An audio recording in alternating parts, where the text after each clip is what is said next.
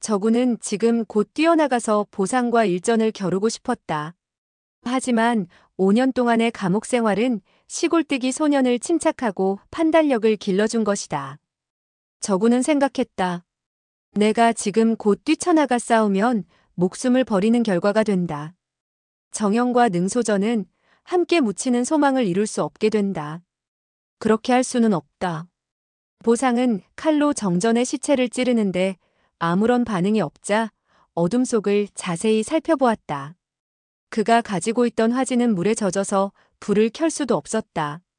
그는 한 걸음 한 걸음 뒤로 물러서서 등을 벽에다 기대었다. 적이 뒤에서 공격해 올지도 모르기 때문이다. 그는 정신을 집중하고 사방을 살펴봤다. 두 사람 사이에는 약간의 거리가 있었으며 비가 떨어지는 소리 외에는 아무 소리도 들리지 않았다. 저구는 자기의 숨소리가 조금이라도 커진다면 곧 목숨을 잃게 되리라는 것을 알 수 있었다. 그는 아주 약하게 천천히 숨을 쉬었다.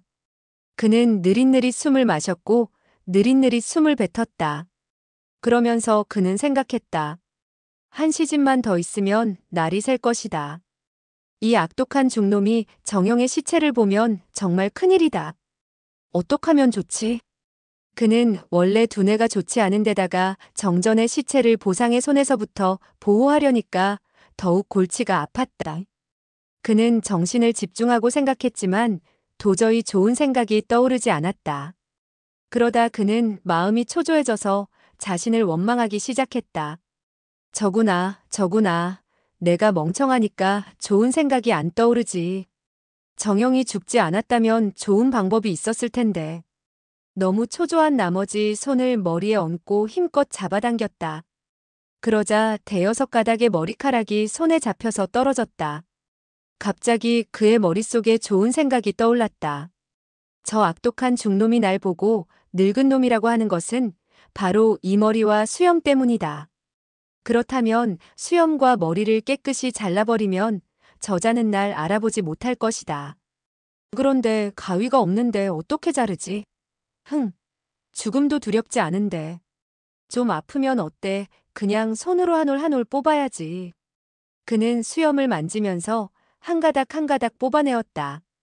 그는 무슨 소리가 나지 않을까 전전긍긍하면서 매우 조심스럽게 수염을 뽑았다. 잠시 후 수염을 다 뽑자 머리를 뽑기 시작했다. 수염을 뽑는 것은 별로 고통스럽지 않았지만 머리를 뽑는 것은 매우 아팠다.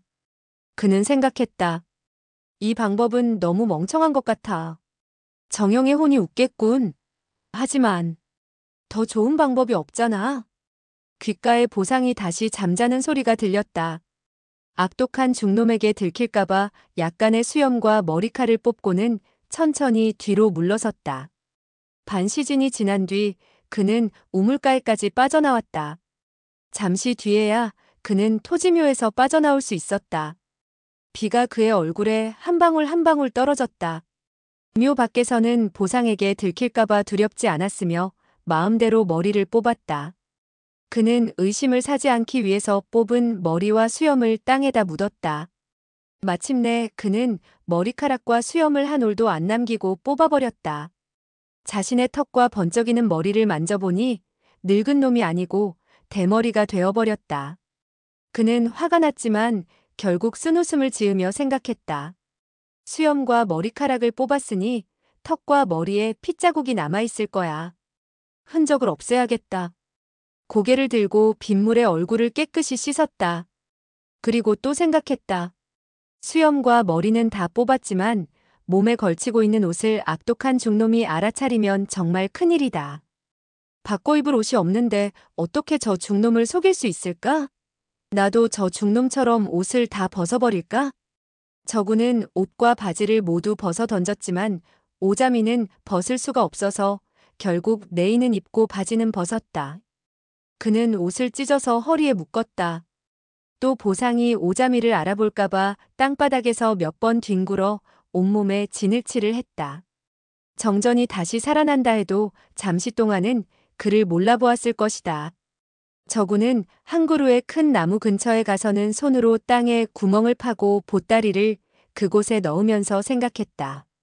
저 악독한 놈을 피해서 정영의 시체를 안전한 곳으로 가져간 뒤에 나의 상처를 붕대로 싸주고 돈을 준 은인에게 꼭 보답을 해야겠다. 하지만 그 사람은 누굴까? 날은 천천히 밝아왔다. 저구는 천천히 남쪽으로 걸어간 뒤 서쪽으로 방향을 바꾸었다. 몇 리 정도 걸으니까 날은 완전히 밝아왔으나 비는 계속 내리고 있었다. 보상이 아직 묘를 떠나지 않았을 것 같아서 무기를 찾으려 했지만 아무것도 찾을 수가 없었다. 할 수 없이 예리한 돌을 허리춤에 집어넣었으나 마음속으로는 악독한 중놈이 저를 떠나주었으면 하는 마음뿐이었다. 물이 고인 곳에서 자신의 모습을 비추어 보자 너무 이상해서 웃음을 금할 수가 없었다.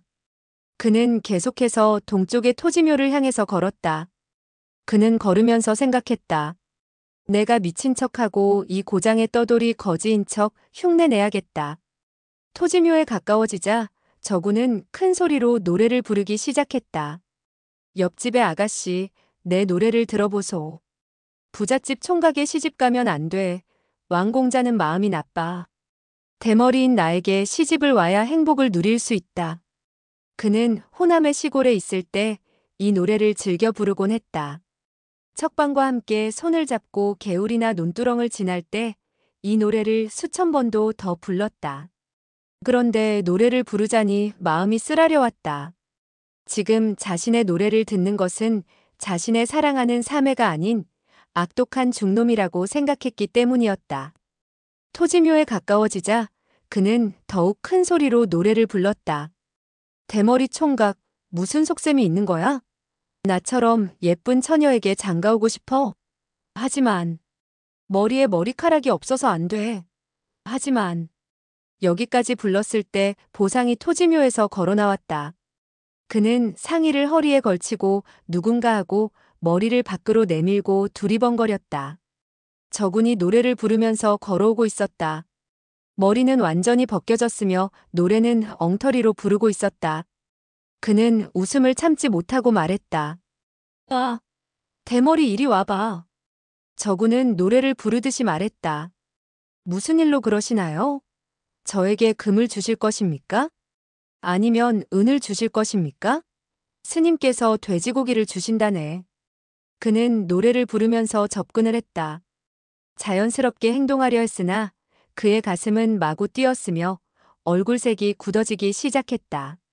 다행히 보상은 그것을 발견하지 못하고 말했다. 대머리 가서 먹을 것을 찾아오면 큰 상을 내리겠다. 돼지고기 좀 있어. 저구는 고개를 저으면서 말했다. 이곳에는 돼지고기가 없어요. 보상은 소리쳤다. 노래를 부르지 말고 말로 해.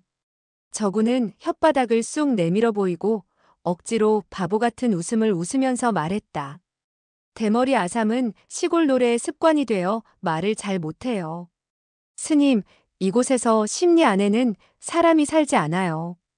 돼지고기는 물론이고 쌀밥도 찾기 힘들어요.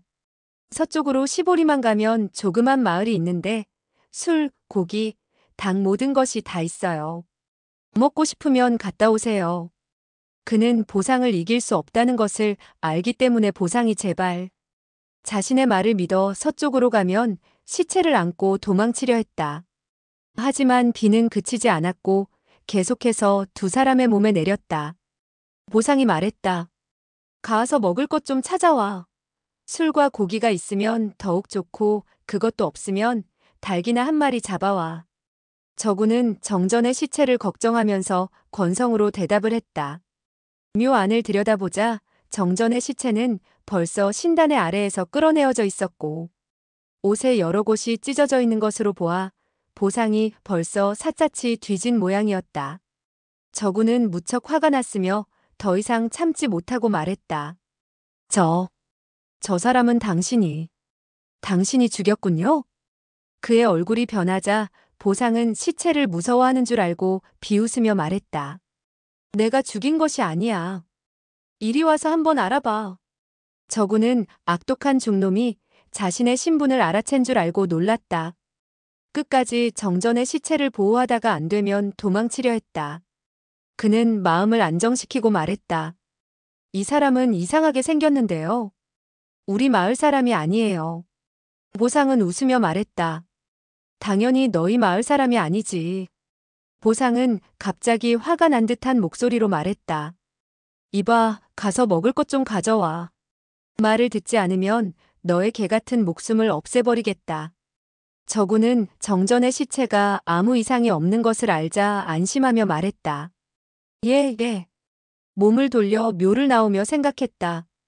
잠시 피해 있는 것이 좋겠다. 내가 돌아오지 않으면 저 악독한 중놈은 배가 고파서 음식을 찾으러 나올 거다. 정영의 시체는 가지고 가지 않겠지. 정영의 몸을 찾아봤으니 포기했을지도 몰라. 두 발자국 걸어 나오자 보상이 소리쳤다. 이봐, 거기서. 어딜 가는 거야? 저군이 말했다. 먹을 것을 사오려고 그래요. 보상이 말했다. 좋아, 좋아. 언제 돌아올 거야? 저군이 말했다. 금방요, 빨리 돌아올게요. 보상이 말했다. 가봐.